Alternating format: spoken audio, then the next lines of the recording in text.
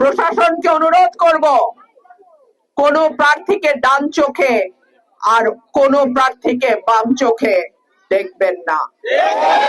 এমনকি 2018 সালেও তো আপনারা মার্কা দেখেই ভোটটা দিয়েছিলেন এবং জান প্রাণ বাজি রাখা মার্কার প্রার্থীকে বিজয়ী করে আনছিলেন, কিন্তু কাজ কেন হয় নাই?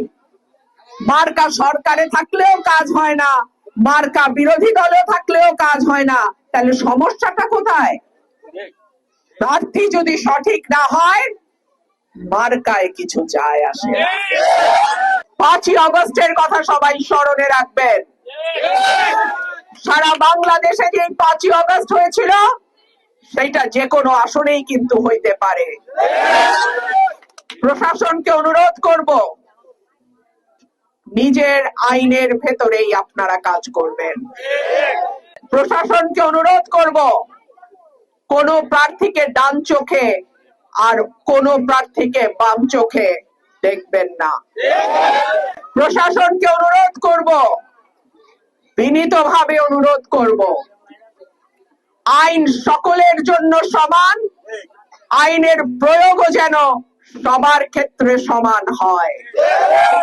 প্রশাসন, পুলিশ, আইন শৃঙ্খলা রক্ষাকারী বাহিনী, নির্বাচন কমিশন প্রত্যেকে যার যার জায়গা থেকে নিরপেক্ষভাবে একটা ভোটের পরিবেশ তৈরি করবে, যেই পরিবেশে যে কোনো দলের প্রার্থী, যে কোনো দলের প্রার্থী এবং যে কোনো স্বতন্ত্র প্রার্থী নিরাপদে নিশ্চিন্তে লেভেল প্লেইং ফিল্ডের মধ্যে একটা নির্বাচন অনুষ্ঠিত হবে।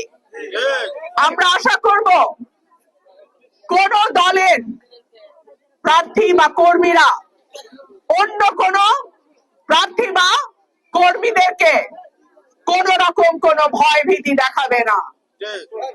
আমি আশা করব প্রশাসন নিরপেক্ষ থাকবে, পুলিশ নিরপেক্ষ থাকবে, কমিশন নিরপেক্ষ থাকবে, সরকার নিরপেক্ষ থাকবে।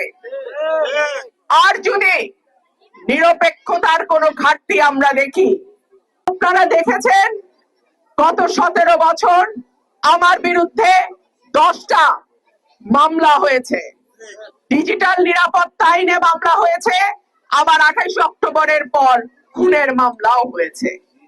সুতরাং এই মামলা মাথায় নিয়েই সংসদে দাঁড়িয়ে আমি কথা বলেছি, এই মামলা মাথায় নিয়েই টেলিভিশনের টক শোতে আপনারা আমাকে সরকারের বিরুদ্ধে কথা বলতে শুনেছেন। এই মামলা হামলা মাথায় নিয়ে আমার বাড়ি ভাঙচুর হয়েছে, আপনারা দেখেছেন।